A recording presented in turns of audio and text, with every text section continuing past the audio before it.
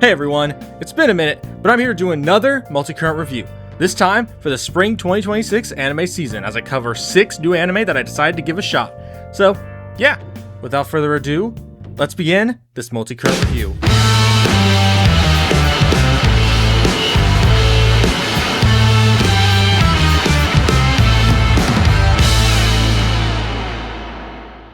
Oh wow! A shooting star! In that case, I have one wish. I wish I could see the stats to let me know if this anime adaptation will be good or not. Or, at least mediocre. That's all I really ask for. It's that f***ing bad?! We'll start things off with Marika's love meter Malfunction, which follows her MC, Kanata Kitami, wishing to see how much girls love him in order to kind of see if it was safe to confess to his childhood friend. Basically just kind of like a meter of like, oh man, this person really loves you, but they also may not love you. It's kind of like up and down thing. And after getting that wish granted, he's caught off guard as his childhood friend's meter is kind of gushing out like this weird, strange liquid. And he thinks that means that she absolutely despises him and hates him. So, not knowing that she's actually so in love with him that it broke the meter, we end up in this big ol' rom-com as our MC accidentally raises other girls' love meters, all the while trying to, eventually raise the love meter for his childhood friend in hopes that that'll be enough to eventually confess to her one day and have them get together. So, yeah. With that summary out of the way, I'll admit, when I started this anime, I thought it was just gonna be a fun, standard rom-com with a few nice moments, a few fun, charming moments, only to be met with a few unexpected things. Those being, the full episode runtime for each episode was only about 5 minutes. There is a lot of out-of-nowhere ecchi scenes that don't really connect to the plot, and also a plot hole that I want to talk about in a little bit that really kind of got on my nerves. But before that, I want to say that I didn't completely hate this show. I'm gonna kind of sound negative in a little bit, but I want to say that I don't hate this show. However, I didn't really enjoy it that much because it has a lot of issues holding it back, and that's the things that I never expected to come into play. Since starting off with the ecchi scenes, I feel they completely ruined the flow of each episode. And it's not really helped that the low quality animation and art in this series really ruins that aspect, since there are some series where ecchi is such a large part of it, but they kind of just go all out craziness with the animation to try to oh yeah, we made these scenes because we really wanted to do this. But for this series, it feels like they just threw it in there as a last minute thing for the heck of it. And they really do kind of ruin a lot of the story's pacing, as there are times in the story where we're having this big moment, characters are interacting, story is really occurring, and then out of nowhere, there's an ecchi scene because why not? And those really ruined the pace for me. And from what I've read online, those scenes aren't really even in the original story. Like in the original source material, those aren't even really a thing. So I don't know why they're there. They completely ruin the narrative and throw things so out of course. And they really ruin the entire runtime. And it makes the 5 minutes already feel really rough because it's like, oh man, we have these actually interesting aspects for like 1 to 2 minutes, and then the rest is just generic ecchi stuff, which ruins the entire flow of the story. And I feel like this show would have worked a lot better with a 22-minute runtime, but cutting out the ecchi scenes and just leaving in the wholesomeness would have made this show a lot more interesting.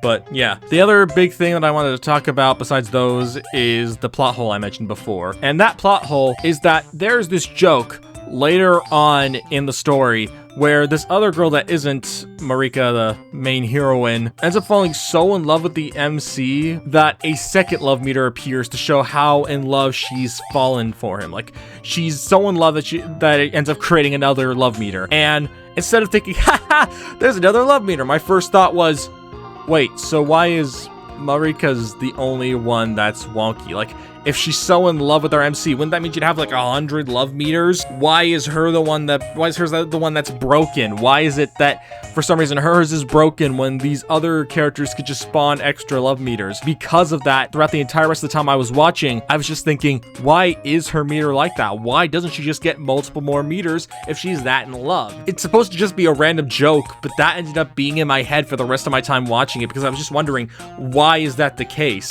It kind of just ruins the flow and makes me think, what the heck is the point? If her meter is supposed to be broken because it's so overcontained with so much love, why not just make another meter? Why not just have another one that flows up and up until, however many meters need to be filled up are filled? Like, why is hers broken? it doesn't make sense, and what's supposed to just be a simple joke ends up making me question the entire plot of the show. And I know it's dumb, but it's just something I want to complain about because I feel like it kind of ruins the whole point of what the show's trying to tell. But leaving those complaints behind, the one positive thing I can say that there are a few wholesome moments here and there that I really enjoyed, and I really wish we got more of those moments because they were actually what made the show bearable. But overall, everything else really ruined the narrative. From the very bad runtime of only 5 minutes to the ecchi scenes which have no correlation to the rest of the narrative besides just being these random imagination scenes that come out of nowhere. I really didn't end up enjoying the series, and I really didn't like it that much, and that's why I give Marika's Love Meter Malfunction a 3 out of 10. That's all I have to say, so let's get into a far more enjoyable rom-com.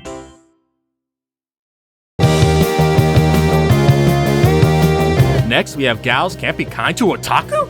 Which, I know that sounds like me asking a question, but that's just the title, but yeah. Moving past that, this anime follows our Otaku MC Takia, who finds himself meeting and spending time with the 2 popular gals in his class, Ichichi and Amane, who show a genuine interest in him in terms of forming a strong friendship after he kind of ends up accidentally showing them his Glittermon eraser by accident, which Glittermon is like a Pokemon ripoff in this series, and basically after they see that eraser, they slowly start to form a bond of friendship that may or may not lead to something else down the line. So yeah, saying that, this is a pretty standard love triangle rom-com where the girls are interested in the MC, but no real progress will be made at first, though I thought they were going to make some progress later on, because there's this one episode where a character says something and I'm just like, wait, what? What? Only for them to immediately backtrack it, which completely ruins that element. But besides that, it actually does one thing that I wish other love triangle anime would kind of do. Something that just is so rare. And to kind of describe it, I gotta describe something else that so many other series, whether they're harems, love triangles, something like that, always do. And that is favoritism. Basically, within a story, a lot of writers will try and force a love triangle or a harem angle because they just want more drama. But they always have a specific character picked out from the beginning. Thus, that character will get far more screen time than anybody else in the entire rest of the show, and while the others might get some attention, that character in particular will be the obvious pick in the end because either like their name's in the title or, you know, some other reason that will make it obvious. Like usually in most rom-coms, when you see the cast of characters, it's pretty obvious who is going to win in the end. Like I've read several series just in manga form and also watched in anime form where I'm just like, okay, yeah, that character is going to win. Obviously that character is going to win. And there's just something this show does that makes that a bit more unsure. Like I still feel like the plot is leaning more towards one of the characters, but one thing I really appreciate that this show does over other shows is that it gives both girls the same amount of attention and screen time. Since, you know, in most rom-coms, they try to focus mainly on the main girl while the others occasionally get some plot developments here and there. When it comes to this anime, they do a great job at kind of balancing that out, where usually within each episode, there's at least one segment towards one girl and one segment towards another. And if you happen to get past both those segments, then there's a third segment where they're both together. So it ends up making it so that way both of them have the same amount of screen time, they both get their fair share of moments, it helps the story feel a bit more fleshed out, and that maybe there's a chance that any girl could win, because both girls are getting the same amount of attention, the same amount of focus, and it's something that I really appreciate. And while I, again, feel like there is a more obvious winner, and I also have a character I'm rooting for as well, but I'm not gonna really talk about that, I really do appreciate how kind of unbiased it almost feels. Like, this truly feels like a type of story where you might not know who wins, because both girls get just as much attention spent on them spending time with our MC as you would want to see from like one character or another, and I really do appreciate that they spend so much time trying to flesh out both girls and making it feel that either of them could win. So while overall it is a very standard rom-com in terms of its storytelling and stuff like that, I really did enjoy this series, and that's why I give Gals Can't Be Kind to Otaku, or just Gals Can't Be Kind to Otaku, a 7 out of 10. Overall, I've been enjoying it, and I'm very much looking forward to seeing what comes next. Oh, take this, you hokey piece of man! Not today, you beautiful empress! Nice swordsmanship, you charming brute! You're pretty good yourself, you stunning maiden! Jeez, get a room, you two! Next, we have the Warrior Princess and the Barbaric King, which follows a princess named Seraphina, who, after being taken to the barbarians' homes one barbarian's home after losing a battle and then taking, to his village, the Barbarian King wishes to basically marry her, wed her, and stuff like that, and thus begins her time living in his home, learning more about his culture and stuff like that. That was not a great summary, but we're just gonna roll with it. So, going to the show, I was expecting a fun mix of action, romance, and comedy. However, what I wasn't expecting was being so interested in the land run by the barbarians and how they kind of work alongside creatures like fairies and elves and how they kind of build a well-handled ecosystem and stuff like that, which isn't super deep. In fact, most of it kind of boils down to them just being drinking buddies, but I really do like how they kind of interconnect it all and make it feel like just because the barbarians are against the nation that the princess was part of, they still do a good job of kind of fleshing them out in a way that makes it so that way you feel like you can understand both sides. And while there are certain aspects I wasn't a big fan of, which I'll go over in a moment, I really did enjoy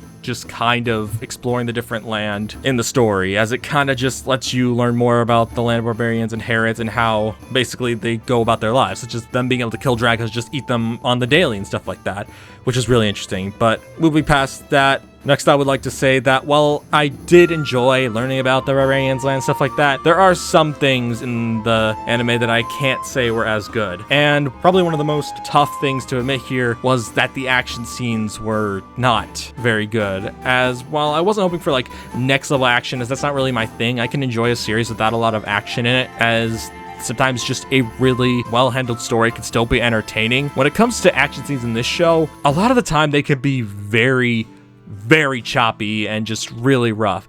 One example of this being that there's this story element in one of the episodes where the characters are fighting this thing called a fiend. And after the Barbarian King lets out a roar while Seraphina is on the fiend's body, out of nowhere, it suddenly cuts to him catching her in his arms. And I'm sure if I actually went back and looked at the scene, I would see her flying off the thing, but it just felt weirdly choppy, and it's followed by some extremely rough animation of like some guys getting killed and then the barbarians charging into fight. It was all extremely rough, and it didn't help that the pacing of that fight in particular was super tough to watch. Like, it rushed through it so fast, I didn't even realize the battle was over, and they try to hint at, oh, maybe this moment will be emotional or something, but it doesn't because it's just so rushed. So when it comes to the aspect of the fighting and the action, it is by far one of the weakest points of the show and something I really didn't really want to watch. So avoiding more of those scenes in the future would actually be nicer, as I enjoy more of the conversations and the day-to-day life more than I do the action-packed elements of the show, since the action-packedness is not really there. But yeah,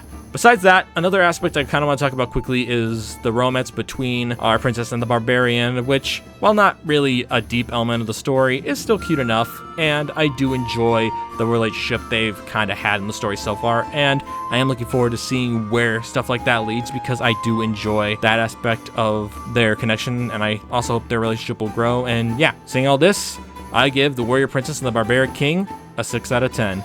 It's been an okay experience so far, but the action definitely brought a lot of it down for me, but I'm still interested in seeing where it might lead next.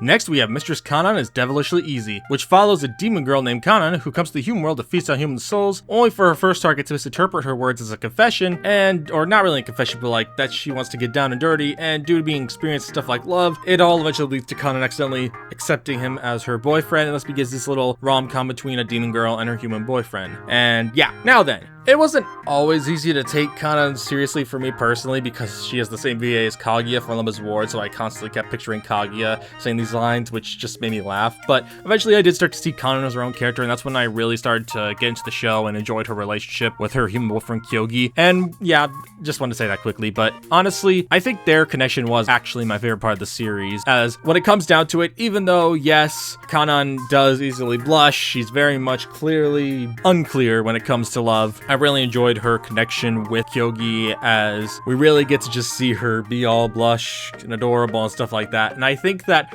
as I said, when it comes down to her and her boyfriend's relationship, it's my favorite aspect of the show. Like, I really do enjoy slowly seeing the two connect more and more, and as their romance continues, their connection grows stronger and stronger. And that's also helped by the fact that, with the exception of one character who I'm not really on board with, who started off as a fine character, but then the writer was like, let's make them a masochist out of nowhere for the funny, which I really didn't like.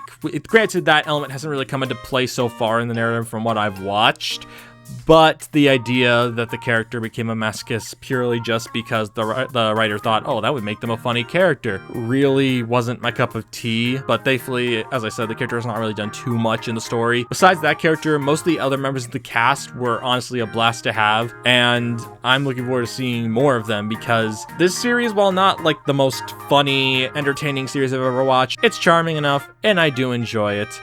And I do think that when it comes down to it, the story is entertaining, and that's why I look forward to seeing more of Kanan and Kyogi's relationship. And while this isn't my favorite rom-com out there, I give Mistress Kanan as Devilishly Easy a 7 out of 10. With that, let's move on to something a bit more magical. It's important no one's watching me draw right now. After all, if someone tried to copy what I'm doing, it would only result in complete disaster. Are you f***ing kidding me? Next, we have Hat Atelier, or Hat Atelier, or whatever, however you want to pronounce it, which follows this girl named Coco, who is fascinated by witches, who are these beings in the world that are the only kind of people that can cast magic. And after accidentally casting a forbidden spell that freezes her mother in ice, which she learned about magic by watching a witch in secret, watching them how they do it, ends up being picked up as an apprentice and hopes to one day become a witch that can save her mother. And yeah, it's not a great summary, but we're just gonna roll with it since that's the most basic one I can come up with off the top of my head without spoiling too much. So yeah. My feelings on the show are a bit awkward, as I guess you could say it's kind of similar to when you try a new food, where you might try it the first time, not really be too into it, still trying to get a taste for it, but then the more you eat, you slowly start to kind of get more and more into it, and that was definitely the case for me here, as the first 2 episodes didn't really entertain me that much. I felt like they were fine, they were just telling the story they needed to, and yeah, the animation was really good, and the story had its interesting elements, but I felt like there needed to be more to keep me invested in the story. However, then episode 3 came along, which was pretty interesting, which is then followed by episodes 4, 5, 6, and so on, and by episode 4, I was fully hooked, because there's this event that happens in episode 4 that I will not spoil, but it hooked me in immediately, and honestly, watching how it gets resolved and everything is super entertaining, and I've really grown invested in seeing Coco eventually, hopefully, be able to make her way in the magic world, as the story's just gotten more and more interesting. Of course, there are some aspects everyone praises, such as the animation, which yes, the animation is beautiful, it's great, but to me, what really brought me in was just how interesting the story is, as even when we have moments of a bit more of a calm segment of the story, it never feels like they're just doing stuff. It always feels like there's some kind of connection. Like how there's this moment in episode 6 where Coco is trying to focus but isn't able to focus, so her teacher ends up taking her to the kitchen and teaching her how to use magic to learn how to cook, which I'll talk about the magic stuff in a second, but I really do like how they manage to keep even the most dull scenes super interesting, as you never feel like there's a dull moment. Like, even when there's a dull moment, it goes away so quickly you don't even realize it was dull until you think back on it. And that's what I think makes this show so good. And I also want to talk about the witch aspect and how magic is used in this world, which instead of being like generic casting spells and using the generic hand signs or anything like that, this kind of goes in the same direction as a specific element of the story of the cartoon called The Owl House, which I'm not going to talk too much about The Owl House because I wasn't a really big fan of that show. But one aspect it did kind of do that this show also does is the aspect of drawing magic circles out for some characters, though in that show's case it was for one person, but in this show's case it's for everyone. But I really do think that how the show goes about that concept actually does better than The Owl House. But again, I'm not going to talk too much about it. I'm sure there's lots of Owl House fans who would hate hearing me slander their show, but that's just my opinion. But yeah, I feel like this show did a great job with its magic system. I think it's super interesting, and I just want to learn more about it. It's one of the most fascinating parts of this show, and I really am drawn into the concept, and I want to see more of how magic is done in this world, and I love seeing it through Coco's eyes. She does such a great job at making you want to stay invested in this world, and I'm just excited to see her continued growth. And yeah, overall, the whole thing has kept me super invested, and I can't see where things will go next for Coco and those around her as she helps change their lives and hopefully becomes a witch. But overall, I give Hat Atelier, or Atelier, however you want to pronounce it, an 8 out of 10. With that said, let's talk about the final anime on this list, which is also my absolute favorite.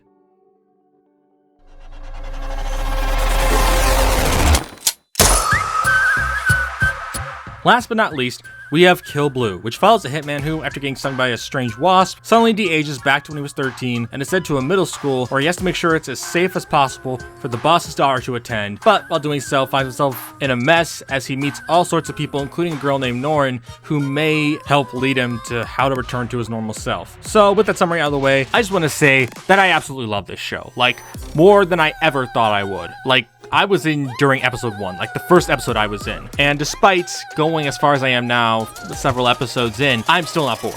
I really love every character and all the dynamics in this show, especially how our hitman Oagami, or our hitman MC, after finding out about Norin, ends up kind of protecting her as if she was his own daughter, basically having the second chance to help a young kid who, because he's never been great with kids, to help her survive and make her way in the world. And he just sees her as kind of almost like his own daughter in a way, who he does have a daughter and a ex-wife, and I feel like this show does a great job at helping him learn to be more human. He's getting to do things he never did before as he goes to school and ends up learning how to connect with other humans a lot more and no longer have to rely as much on his hitman abilities. And as long as they don't try to make anything weird between him and Norin or anyone else, because, well, he is a old man who just happens to look like a 13-year-old thanks to this experiment. As long as they don't try to make anything weird like that, which they kind of dive into a little bit within the narrative, but don't go too deep into it. As long as they don't try to go into that, I think this show might be one of my favorites because I've been having such a good time, and I'm excited to see where things go next, since so far I've been loving every aspect of the show, with one of my favorite parts being the banger opening, which has both incredible visuals and an amazing song. And the visuals, I haven't seen an anime with such crazy cool visuals since Go-Go Loser Ranger, so I really am interested in seeing where this show goes, since the song is amazing, the visuals are amazing for the opening, and the show itself is just really entertaining. And I think this might end up being one of my favorite anime of this year so far, as I'm just having such a great time. The characters are great, I have not stopped laughing, I've been having such a good time, and the whole setting has been super entertaining. I wasn't sure how I was going to feel going into it, but I love this series, and overall it's been great, and I look forward to seeing what lies in store for Oagami next, and that's why I give this series a 10 out of 10. I don't know if that number will go down at all as the story continues, but as long as things continue to make me laugh and I just find myself enjoying this and having fun, I think I'll be fine, and I can't wait to see where things go next. And that wraps up this multi-current review. Apologies for not including any sequels in this review, but I want to focus mainly on some fresh faces to the anime space this time around, so I hope everyone liked this video. Saying that, if you're new to the JGC Anime channel, don't forget to subscribe. I always make new anime fans to the channel, and thank you all for watching, and I'll be seeing you all around. Peace!